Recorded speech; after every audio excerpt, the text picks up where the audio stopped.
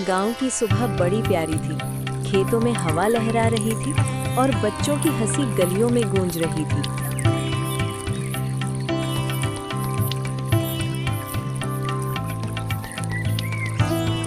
भैया देखो ना, सूरज निकल आया। हाँ मुन्नी, आज तो पूरा दिन खेलने का मन कर रहा है।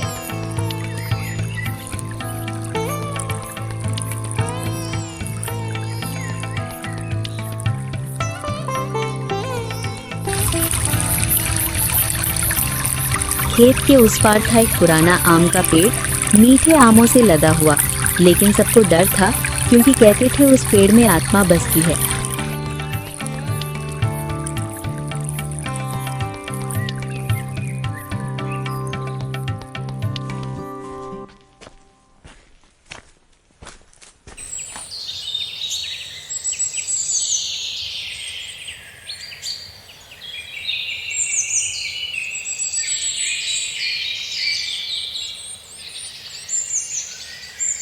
मुन्नी देखना, वो देख पेड़ पे आम। अगर हमारे होते तो रोज आम का शरबत बनवाता माँ से।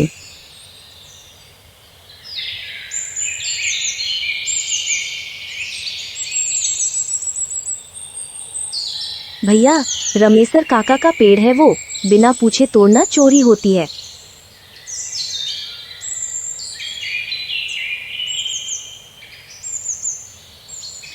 अरे, एक आम तोड़ने से क्या होगा।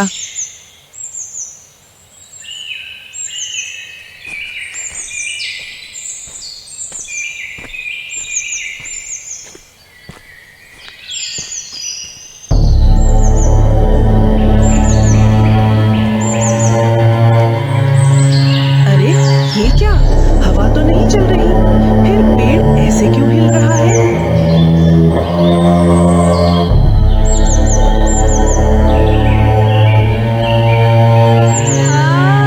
अरे बचाओ बचाओ। गुड्डू को उस पेड़ में बसी आत्मा जोर से नीचे धक्का दी। वो कुछ समझ भी नहीं पाया कि उसके साथ क्या हो गया। तभी मुन्नी भी डर गई।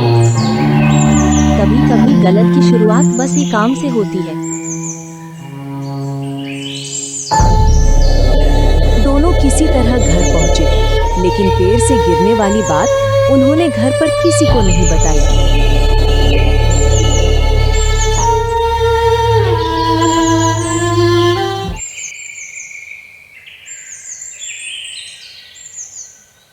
गुड्डू और मुन्नी दोनों चुपचाप बैठे थे। उनके अंदर सच बताने की हिम्मत नहीं थी। हे भगवान, कहीं माँ इस आम के बारे में ना पूछ ले। बचा लो भगवान।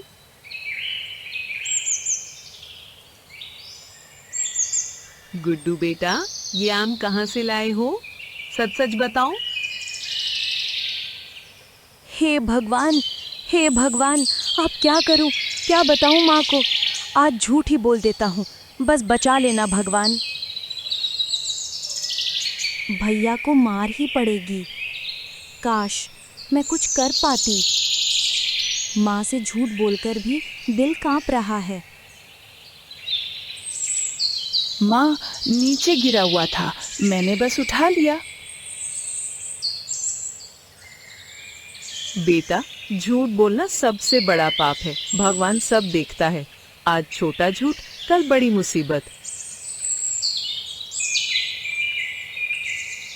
गुड्डू को नहीं पता था उसके झूठ की सजा वही रात से शुरू होगी।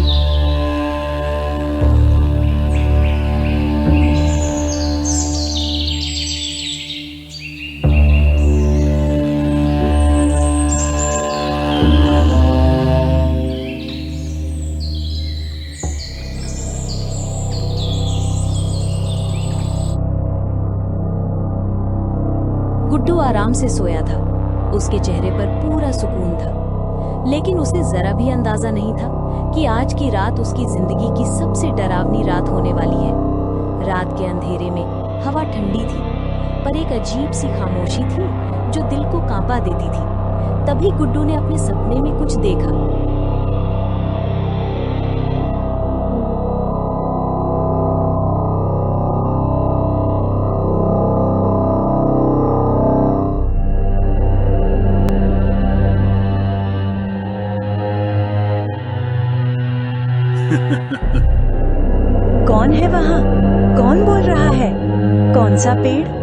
मेरा हाथ चमक रहा है।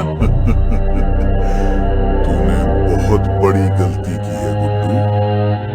तुझे लगता है सब भूल गया हूं मैं? नहीं, अब तेरे हर कदम का हिसाब लिया जाएगा। आज की रात तेरे लिए आखिरी रात साबित होगी गुड्डू। तेरी चीख कोई नहीं सुनेगा, क्योंकि अब तू अकेला नहीं है, मैं यही हूं तेरे पास। तुझे सजा जरूर मिलेगी गुड्डू।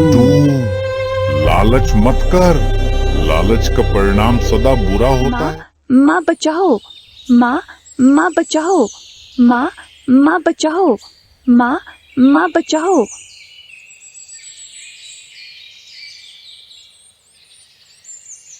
क्या हुआ बेटा? क्या हुआ बेटा? माँ, मेरा हाथ देखो, आम जैसा पीला हो गया।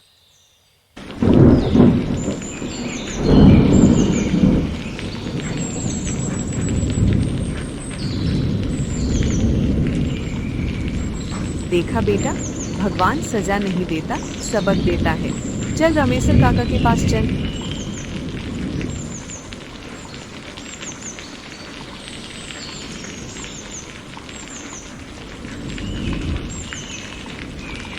बारिश में माँ और बेटा सच्चाई की राह पर निकल पड़े।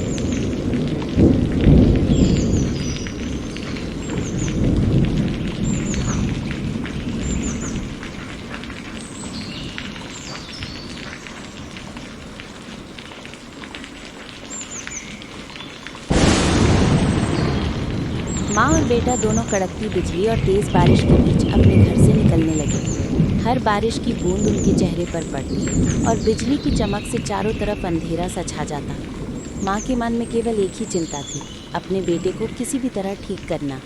उसके लिए बारिश की तेज हवा, बिजली की गड़गड़ाहट या भीगते रास्ते कुछ भी मायने नहीं रखते थे। बेटा भी माँ के साथ साथ चलता रहा, डर और थकान के बीच, लेकिन माँ की निश्चल हिम्मत और प्यार उसे सहारा देता रहा।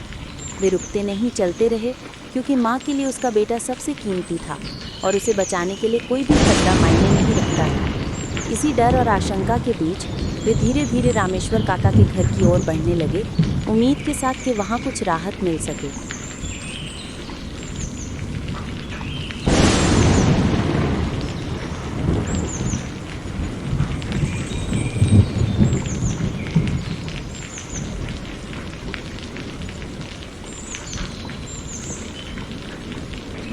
बेटा, पेड़ कोई साधारण पेड़ नहीं है, ये गांव का रक्षक है। जो गलत करता है उसे ये सिखाता है। काका, मुझसे गलती हो गई, अब क्या करूं? सच्चे दिल से माफी मांग। जब दिल साफ होगा, शरीर भी ठीक हो जाएगा।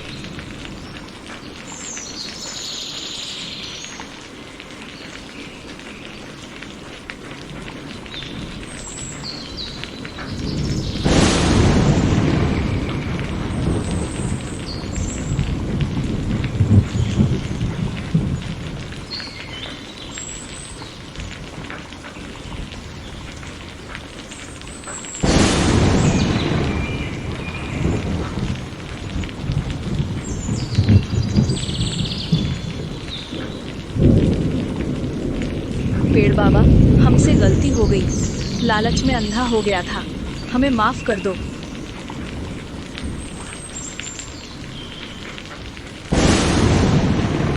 हर इंसान अपने कर्मों से ही अच्छाई या बुराई कमाता है। तू अपनी गलती मान ले बेटा।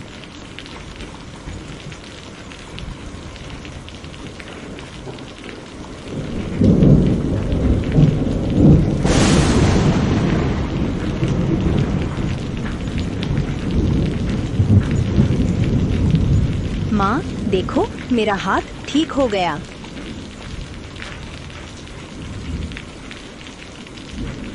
बेटा, यही सच्चाई की ताकत है। गुड्डू का हाथ अब ठीक हो चुका था। उसने अपने जीवन में एक नई शुरुआत की और अच्छे भविष्य की ओर कदम बढ़ा।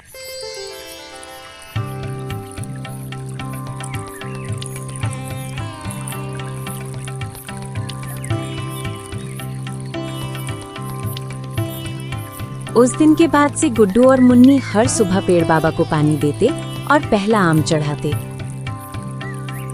अब से हम सब मिल बांट कर खाएंगे, किसी का दिल नहीं दुखाएंगे।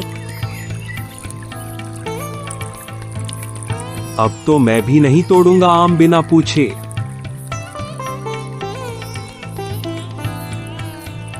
यही असली अमीरी है बेटा, सच्चाई और बांटना। कभी कभी छोटी गलतियां बड़ी सीख दे जाती हैं। गुड्डू ने सीखा कि लालच का अंत हमेशा पछतावे में होता है। जो अपने पास है उसमें खुशी ढूंढना ही सबसे बड़ी दौलत है।